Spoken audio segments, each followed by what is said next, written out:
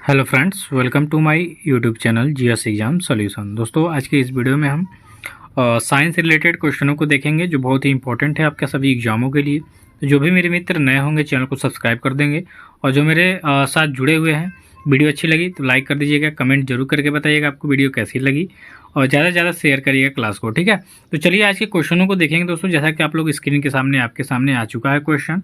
तो सबसे पहले क्वेश्चन में है कि कौन सी गैस नोबेल गैस कहलाती है।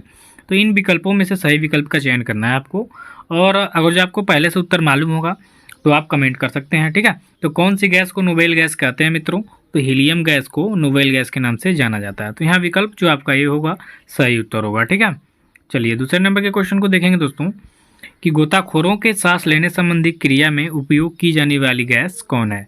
तो गोताखोर जो होते हैं समुद्र की गहराइयों में जाके सर्च करते हैं, समुद्र के बारे में जानकारी इकट्ठा करते हैं। तो जो सांस लेने के लिए पीछे सिलेंडर देखे होंगे आप बांधे रहते हैं, उनमें कौन सी गैस होती है। ठीक है, तो उसमें सबसे पहले तो आप जानते हैं कि किसी भी व्यक्ति को ऑक्सीजन चाहिए। तो गोताखोर जब समुद्र में जाते हैं तो ऑक्सीजन के साथ हीलियम के साथ वो गैस बनी मिली रहती है, जो उनके पीठ पे बंधी रहती है सिलेंडर में। तो उसमें ऑक्सीजन और हीलियम गैस दोनों मिले होते हैं। ठीक है, तो विकल्प यहाँ जो आपका बी होगा राइट आंसर होगा। नेक्स्ट क्वेश्चन को देखेंगे तीसरे नंबर में। यहाँ आपके तीसरे नंबर में क्वेश्चन है कि जीवों के आनुवंशिक लक्षण तथा इसकी वंशागति का अध्ययन क्या कहलाता है। तो जीवों के आनुवंशिकी तथा इसकी जो वंशागति का अध्ययन करता है, इसको जेनेटिक्स के अंतर्गत किया जाता है। ठीक है, तो इसका राइट आंसर हो जाएगा विकल्प सी जेनेटिक्स। ठीक है, कि जीवों के आनुवंशिक लक्षण और इसकी वंशागति का अध्ययन जेनेटिक्स के अंतर्गत किया जाता है। ठीक है, चलिए अगले क्वेश्चन को देखेंगे चौथे नंबर में कि पीसी कल्चर का संबंध किससे है या किससे संबंधित है। तो पीसी कल्चर के अंतर्गत हम मत्स्य पालन का अध्ययन करते हैं, या इसके अंतर्गत मत्स्य पालन होता है। ठीक है, तो पीसी कल्चर अर्थात मत्स्य पालन से यह संबंधित है। ठीक है, तो विकल्प यहाँ जो डी होगा आपका सही उत्तर होगा। पांचवें नंबर के क्वेश्चन में है कि बीटी कल्चर का संबंध किससे है मित्रों। तो बीटी कल्चर का संबंध है आपके अंगूर के उत्पादन से। तो यहाँ विकल्प जो आपका ये होगा राइट आंसर होगा कि बीटी कल्चर जो है यह आपके अंगूर के उत्पादन से संबंधित होता है। तो यहाँ विकल्प ए इसका क्या हो जाएगा, सही उत्तर हो जाएगा। ठीक है, चलिए छठे नंबर के क्वेश्चन को सॉल्व करेंगे दोस्तों कि तड़ित चालक का आविष्कार किसने किया था। तो इनमें से तड़ित चालक का जो आविष्कार है बेंजामिन फ्रैंकलिन ने किया था। ठीक है, तो इसका सही उत्तर हो जाएगा विकल्प आपका जो बी है यह। ठीक है, कि तड़ित चालक का आविष्कार बेंजामिन फ्रैंकलिन ने किया था। तो विकल्प यहाँ बी सही उत्तर हो जाएगा। 7 नंबर के क्वेश्चन को देखिए कि दाढ़ी बनाने के लिए काम में लेते हैं, यानी जब दाढ़ी हम बनाते हैं तो किस दर्पण का प्रयोग करते हैं। तो दाढ़ी बनाने में हम अवतल दर्पण का प्रयोग करते हैं। ठीक है, तो कोई भी यह क्वेश्चन पूछे कि जब हम दाढ़ी बनाते हैं, नाई के यहाँ अपना बाल कटवाते हैं, तो किस दर्पण का काम में लाता है दोस्तों। तो वह लाता है आपका अवतल दर्पण। ठीक है, नेक्स्ट क्वेश्चन को देखेंगे 8वें नंबर में, विभवांतर का मात्रक क्या होता है। तो मित्रों विभवांतर का मात्रक होता है आपका वोल्ट। ठीक है, तो इसका राइट आंसर होगा आपका विकल्प जो डी है ये, विभवांतर का मात्रक होता है आपका वोल्ट। ठीक है, चलिए दोस्तों आगे के क्वेश्चन को देखेंगे 9वें नंबर में कि पायरोमीटर किसके मापन में प्रयोग किया जाता है। तो दोस्तों पायरोमीटर जो होता है यह उच्च ताप के लिए इसका प्रयोग करते हैं। ठीक है, तो जो पायरोमीटर है इसके अंतर्गत उच्च ताप का अध्ययन करते हैं या मापते हैं। ठीक है, तो विकल्प यहाँ जो आपका ये होगा इसका सही उत्तर होगा। आगे के क्वेश्चन को देखेंगे 10 नंबर में कि झूठ का पता लगाने वाला यंत्र किस नाम से जाना जाता है। तो जैसा कि आप लोग कई बार सुने होंगे न्यूज़ चैनलों पे कि झूठ का पता लगाने के लिए इस व्यक्ति को पॉलीग्राफी किया जा रहा है। ठीक है, यानी पॉलीग्राफ। ठीक है, झूठ का पता लगाने के लिए जिस यंत्र का उपयोग किया जाता है उसका नाम है पॉलीग्राफ। ठीक है, तो विकल्प यहाँ जो आपका बी होगा सही उत्तर होगा। आगे के क्वेश्चन में 11 नंबर में देखेंगे कि हवाई जहाज़ से यात्रा करते समय पेन से स्याही निकलने लगती है क्यों। ठीक है, तो देखिए हवाई जहाज़ से जब कोई व्यक्ति यात्रा करता है तो जब ऊंचाई पे जाता है, एक सीमित ऊंचाई पे, तो क्या होता है कि वो जो हम पेन जो अपने पॉकेट में रखे रहते हैं उससे स्याही निकलने लगती है। क्यों? तो यह वायुदाब में कमी के कारण। ठीक है, तो वायुदाब में जब कमी होती है तो पेन से स्याही क्या होती है, प्लेन में निकलने लगती है। तो विकल्प जो आपका सी होगा इसका सही उत्तर होगा। 12 नंबर के क्वेश्चन को देखेंगे कि इनमें से किस रंग का सबसे अधिक तरंग दैर्ध्य है।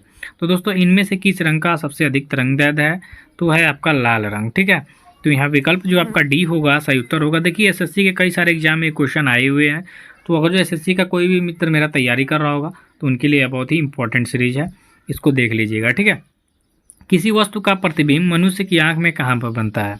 तो किसी व्यक्ति का किसी वस्तु का प्रतिबिंब जो मनुष्य है उसकी आंख में जो रेटिना होती है वहीं पे बनता है। तो यहाँ विकल्प जो आपका ये होगा, राइट आंसर होगा कि किसी भी वस्तु का प्रतिबिंब मनुष्य की आंख के रेटिना में बनता है। ठीक है, चलिए 14 नंबर के क्वेश्चन को देखेंगे कि एक स्वस्थ मनुष्य के शरीर का ताप कितना होता है? तो एक स्वस्थ व्यक्ति के शरीर का अगर जो ताप देखा जाए तो होता है 37 डिग्री सेंटीग्रेड। ठीक है, 37 डिग्री सेल्सियस होता है या ठीक है। तो इसका सही उत्तर होगा विकल्प बी। अब 15 नंबर के क्वेश्चन को देखिए कि रेफ्रिजरेटर में खाद्य पदार्थ ताज़ा रखने हेतु सुरक्षित तापमान कितना होता है? तो ये होता है 4 डिग्री सेंटीग्रेड। ठीक है, 4 डिग्री सेंटीग्रेड पे रेफ्रिजरेटर में खाद्य पदार्थ को ताज़ा रखने के लिए यह बहुत ही इंपॉर्टेंट होता है। ठीक है, इस तापमान पे रखेंगे तो जो खाद्य पदार्थ होते हैं वो ताज़ा रहते हैं। ठीक है, चलिए 16 नंबर के क्वेश्चन को देखेंगे दोस्तों कि डब्ल्यू का विस्तृत रूप क्या है? तो डब्ल्यू का विस्तृत रूप है वर्ल्ड, ठीक है, wide web, world wide web. यह आपके वो डब्ल्यू का फुल फॉर्म है या पूर्ण विस्तृत रूप है। ठीक है, तो वर्ल्ड वाइड वेब आपके डब्ल्यू का विस्तृत रूप है। ठीक है, चलिए 17 नंबर के क्वेश्चन को देखेंगे कि एक बाइट में कितने बीट्स होते हैं? तो मित्रों एक बाइट्स में 8 बीट्स होते हैं। यह कंप्यूटर से संबंधित क्वेश्चन है, बहुत ही इंपॉर्टेंट है, आपके कई सारे एग्जाम में आया हुआ है कि एक बाइट में कितने बीट्स होते हैं? तो होते हैं आपके 8। 18 नंबर के क्वेश्चन को देखेंगे कि रक्त परिसंचरण की खोज किसने किया था मित्रों? तो रक्त परिसंचरण की खोज किया था आपके विलियम हार्वे ने। ठीक है, विलियम हार्वे।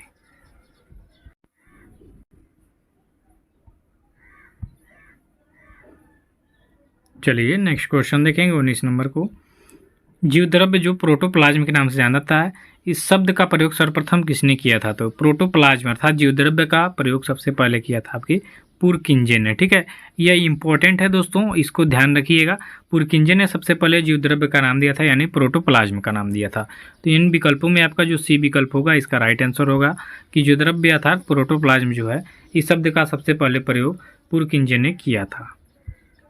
20 नंबर के क्वेश्चन को देखिए, कोशिका का ऊर्जागृह किसे कहा जाता है? तो मित्रों कोशिका का ऊर्जागृह जो है यह माइटोकॉन्ड्रिया को कहा जाता है। ठीक है, ये आपके कोशिका का पावर हाउस होता है, तो इसे ही ऊर्जागृह या पावर हाउस कहा जाता है कोशिका का। तो कोशिका का ऊर्जागृह किसे कहा जाता है? माइटोकॉन्ड्रिया को, याद रखिएगा। आगे 21 नंबर के क्वेश्चन को देखिए, रेड डाटा बुक में किसका विवरण दिया गया है? दोस्तों रेड डाटा बुक में संकटग्रस्त पादप और जीव जंतुओं के बारे में विवरण दिया गया है। तो यहाँ विकल्प आपका जो ये होगा राइट आंसर हो जाएगा कि रेड डाटा बुक में संकटग्रस्त पादप और जीव जंतु का विवरण दिया गया है। 22 नंबर के क्वेश्चन को देखिए कि ब्राउन एयर शब्द का प्रयोग किसके लिए किया जाता है? तो दोस्तों ब्राउन एयर शब्द का प्रयोग जो होता है यह आपके प्रकाश रासायनिक जो धुएं निकलते हैं उसके लिए किया जाता है। ठीक है, तो यहाँ विकल्प जो आपका बी है ये राइट आंसर हो जाएगा। 23 नंबर में है सबसे खराब वायु प्रदूषण उत्पन्न करने वाला पदार्थ कौन सा है? तो इनमें से सबसे खराब आपका वायु प्रदूषण उत्पन्न करने वाला पदार्थ है कार्बन डाइऑक्साइड, CO2। ठीक है, CO2 जो होता है ये सबसे खराब वायु प्रदूषण उत्पन्न करने वाला पदार्थ होता है। तो विकल्प यहाँ जो सी होगा आपका राइट आंसर होगा। 24 नंबर के क्वेश्चन को देखिए, पेनिसिलिन की खोज किसने किया था? तो मित्रों पेनिसिलिन की खोज किया था अलेक्जेंडर फ्लेमिंग ने। ठीक है, तो यहाँ विकल्प जो आपका डी होगा इसका राइट आंसर हो जाएगा कि पेनिसिलिन की खोज आपके अलेक्जेंडर फ्लेमिंग ने किया था। चलिए 25 नंबर के क्वेश्चन को चर्चा करेंगे कि निम्न में से कौन सा पक्षी भोजन चुराने के लिए अन्य पक्षियों की आवाज़ निकालता है? तो इनमें से जो पक्षी है वह है ड्रोंगो। ठीक है, ड्रोंगो जो पक्षी होता है यह आपके पक्षियों के भोजन चुराने के लिए अन्य पक्षियों की आवाज़ निकालता है। तो इसका सही विकल्प होगा विकल्प ए।